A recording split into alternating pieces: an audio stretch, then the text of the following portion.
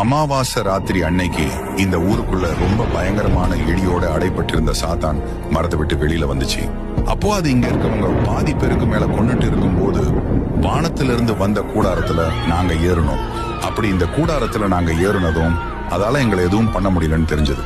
இப்ப அந்த சாத்தான் எங்கன்னு குரு கேட்டதுக்கு, அன்னைக்கு ராத்திரி எல்லாரையும் சாகடிச்சுக்கிட்டு இருந்த சாத்தான் சுள்ளிமாவை மட்டும் எதுவுமே பண்ணாம இங்க இருந்து கூட்டிட்டு போச்சுன்னு சொன்னாங்க. இத கேட்ட குரு நம்ம உடனே இதை தடுத்தாகணும். ஏன்னா அந்த சாத்தான் சுள்ளிமாவோட பிறந்த தங்கச்சி. முன்னாடி நடந்த மாதிரி சுள்ளிமாவோட உடம்புக்குள்ள மறுபடியும் அந்த சாத்தான் போச்சுன்னா நிலைமை கைமீறி போயிடும். இப்போ அந்த சாத்தான் சுள்ளிமாவை அவங்க பிறந்த அதே அரண்மனைக்கு தான் கண்டிப்பா கூட்டிட்டு போயிருக்கும். நான் உடனே அந்த அரண்மனைக்கு போய் நடக்க போறதை தடுத்தாகணும்.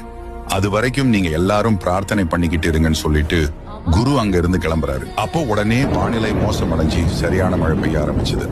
அந்த மழைக்கு நடுவுல தூரத்துல சுள்ளிமா நின்னுட்டு என்ன காப்பாத்துங்க குருன்னு கூப்பிடுற மாதிரி தெரியுது.